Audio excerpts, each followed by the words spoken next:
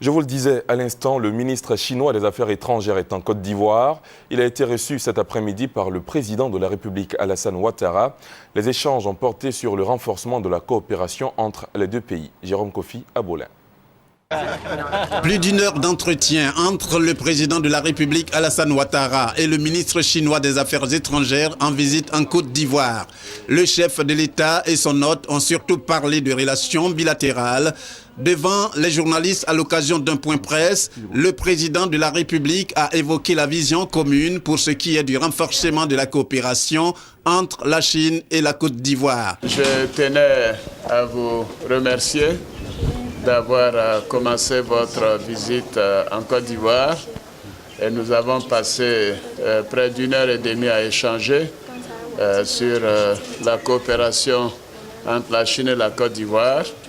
Sur de nombreux points, sinon quasiment tous les points, nous avons une vision commune de ce que doit être le renforcement de notre coopération.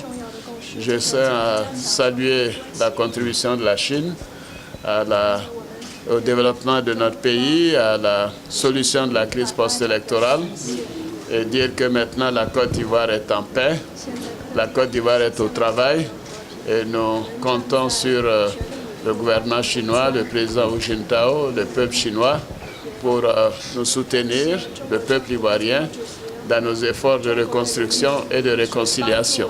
Réagissant à son tour, le ministre chinois des Affaires étrangères a dit se réjouir des changements notables opérés en Côte d'Ivoire dans le cadre de la relance après la crise post-électorale. Nous nous réjouissons que sous la conduite de son Excellence le président Ouattara, le peuple ivoirien a obtenu des résultats notables dans la stabilisation du pays, dans la réconciliation nationale, dans la relance économique et l'amélioration du niveau de vie de la population. Et la Chine félicite vivement pour toutes ces réalisations obtenues par la Côte d'Ivoire.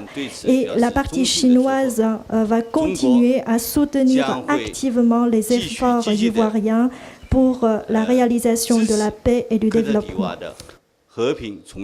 Le séjour ivoirien du ministre chinois des Affaires étrangères est la première étape d'une tournée africaine, tournée qui, outre la Côte d'Ivoire, le conduira au Niger et en Namibie.